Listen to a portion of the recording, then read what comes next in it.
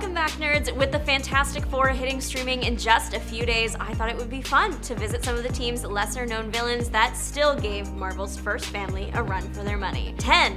The Jeweler, the villain that you've never seen or never were supposed to. The Jeweler doesn't come from the comics, but the 1994 unreleased Fantastic Four movie. Despite the movie never being released officially, copies still made the rounds, so maybe some true devoted fans have actually seen this guy. He stole a massive diamond and Alicia Masters before being defeated. The real tea with this, though, the movie was unreleased, right? Well, apparently, the rumor is that the studio only made the film because they needed to keep the rights to the characters, but weren't ready to do a full-scale film yet, so they made this low-budget version and never actually intended to release it. However, the cast and crew didn't know that, which is pretty shady if it's true. 9. Airwalker. Airwalker was a Herald of Galactus and became a Herald willingly, which is pretty uncommon, but it ended up really working in his favor because he became one of Galactus's favorites. He got to hear all his super cool stories about the universe because Airwalker actually cared about them. In fact, when Airwalker did meet his end, Galactus created a perfect android replica of him and transferred the man's consciousness into it. 8. The Acrobat. The Acrobat got the Fantastic Four to work against each other. He convinced the Human Torch that his teammates were exploiting Johnny and taking credit for his work. So instead of working with them, he should team up with the Acrobat and become the Torrid Twosome, a heroic duo motivated by reward money. In the end, of course, the Acrobat was lying. He told Johnny that a bank teller was stuck in a vault, and Johnny did not clock the suspiciousness of that, melting his way into an empty room, giving the Acrobat the chance to blast the well-meaning hero with his asbestos spray and escape with the cash. The Acrobat went on to commit various other crimes, including impersonating Captain America and Hawkeye. 7.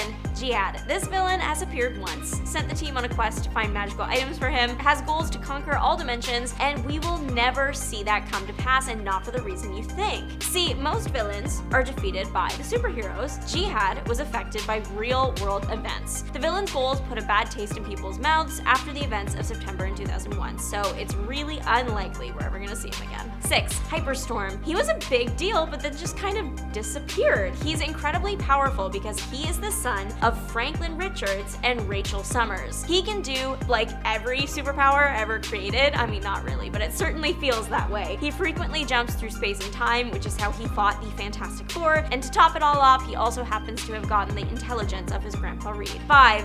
Iconoclast. He was tasked with eliminating the Invisible Woman before she could do it to his people. Was she going to do that? Probably not.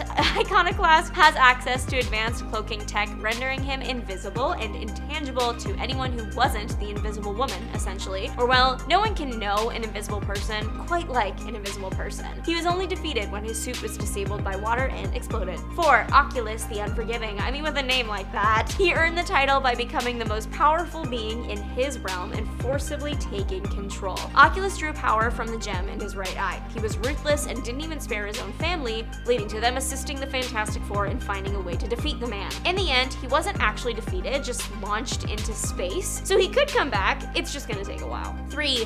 Thornn. From the Salem 7, we have Thornn. He looks so special. As you might guess from the name, his offensive power is the ability to throw thorns that stun, cut, or explode. Honestly, I picked him because his full yellow morph suit and red thorns just looked a bit too goofy to pass up. 2. Taranith Gelstal. This villain actually rendered Reed Richards mindless. He stole his intellect. Taranith the alien crash-landed onto a planet in the negative zone and found himself in need of energy to get up and running again. He found that energy in the minds of the planet's inhabitants. Taranith posed as their ruler and would select people in the guise of being a chosen one and then just drain their brain. When the Fantastic Four encountered the planet, Reed was recognized by Taranith as a genius and quickly became the final piece to the puzzle. In the end, Reed's brain wasn't completely gone, and he managed to thwart the villain's plans, getting his brain back on Earth, although the alien had a lasting effect as Reed realized the ship still had the memories he recalled the least. And number 1, Dr. Doomsday. Truly, this is the worst that it could get for the team, and that is why they are number 1. From Marvel vs. DC, Dr. Doomsday is Marvel's Dr. Doom and DC's Doomsday in one villain. Folks, again,